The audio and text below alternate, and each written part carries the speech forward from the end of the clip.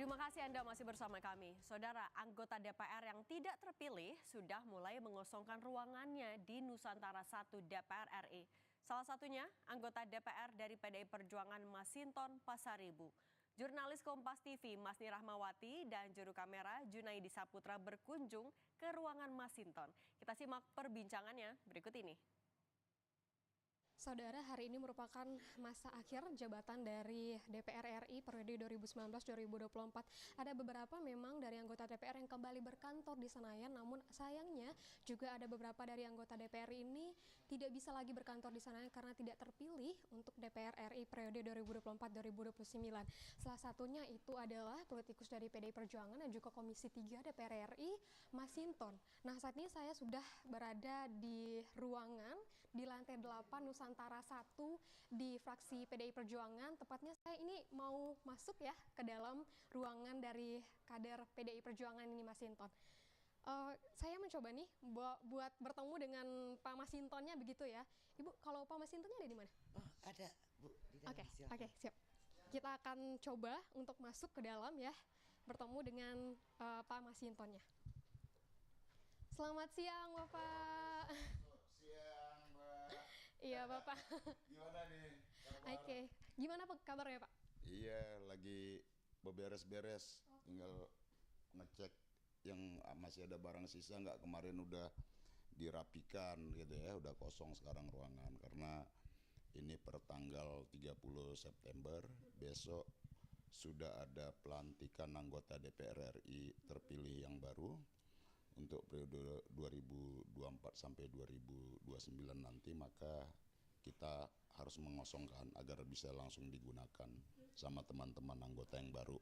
Nah, ini beberesnya udah dari kemarin berarti Pak, udah kosong nih Pak. Mungkin bisa dijelasin juga nggak sih Pak, tadinya di sini ada apa saja nih yang ada di ruangan Bapak gitu? Iya, ini yang tersisa tinggal kulkas saja. Ini di bawah ya Pak? Nanti akan dibawa oleh staf. Tadi ini rak buku-buku ya buat saya baca-baca kalau lagi senggang. Sini televisi, ada ya di sini meja kerja, di sini ada buat tempat pakaian gitu ya. Ya seperti itu, ini ya meja-meja, kursi dan meja kerja lah. Seperti itu. Nah, apa Bapak udah tahu nih nanti siapa yang akan menempati ruangan Bapak ini? Tapi pastinya karena dibagi per lantai ya, pastinya dari kolega, dari teman-teman fraksi PDI Perjuangan, karena ini di lantai 8 seperti itu. Siapanya saya nggak tahu. Mungkin bisa diceritain nggak sih Pak pengalaman di sini, itu suka dukanya gimana nih Pak di ruangan ini? Sudah lumayan lama ya Bapak ya? Ya 10 tahun menempati ruangan ini tentu ya banyak banyak momen lah ya, artinya cerita. Kita kumpul antar kolega, kadang kita saling berkunjung ke ruangan kerja masing-masing, lintas fraksi dan juga lintas komisi seperti itu. Kemudian ya di sini juga kita bisa berdiskusi, silaturahmi dan juga menerima masyarakat seperti itu ya. Jadi kita gunakan ruang kerja ini memang buat kerja. Dan juga tentu ya ruangan yang sangat kecil ini ya kita optimalkan. Di depan ada ruang-ruang staf seperti itu. Oke. Nah, karena sayangnya Bapak ini sudah tidak bisa berkantor lagi di Senayan gitu ya Pak ya, tidak terpilih katanya ini untuk periode 2024-2029 gini, tanggapan dari Bapak ini gimana?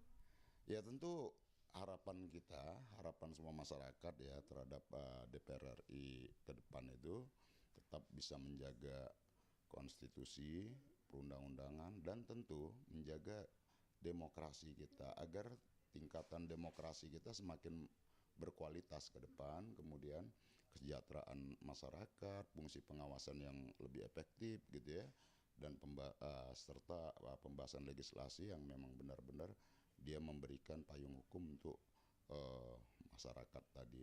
Nah tentu harapannya ke depan adalah bagaimana Indonesia bisa naik kelas, gitu ya. Jadi perlu kolaborasi, kerjasama baik pemerintah maupun legislatif ya DPR RI seperti ini. Jadi harapan kita tentu ya Indonesia ini bisa bertumbuh dan naik kelas, mengejar ketertinggalan dan bisa sejajar dengan dunia internasional lainnya.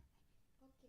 Nah, mungkin Bapak karena saya yang tidak berkantor di Senayan, mungkin kedepannya Bapak nih pengen kemana gitu Pak? Mungkin boleh di-spill sedikit Bapak? Iya, jadi partai menugaskan saya untuk calon kepala daerah di salah satu kabupaten di Provinsi Sumatera Utara, yaitu Kabupaten Tapanuli Tengah. Nah, jadi ya habis dari sini ya besok saya akan kembali ke daerah Tapanuli Tengah.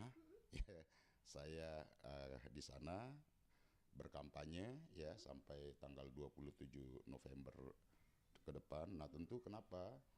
Bagi saya daerah itu menjadi sangat penting ya, karena menjadi eksekutif di daerah kita bersentuhan langsung dengan urusan-urusan masyarakat.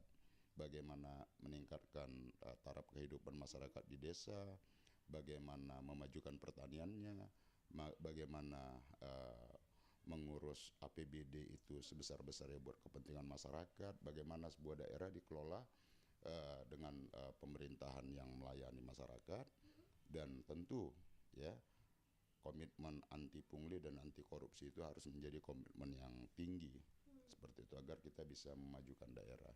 Oke, baik. Terima kasih. Iya, terima kasih. Itulah saudara wawancara saya memang ini dengan kader PDI Perjuangan Mas Hinton yang sudah 10 tahun ini berada di legislatif dan tadi barusan disebutkan akan mengabdikan dirinya sebagai eksekutif di Sumatera Utara. Mas Niramawati, Junaidi Saputra, Kompas TV, Jakarta.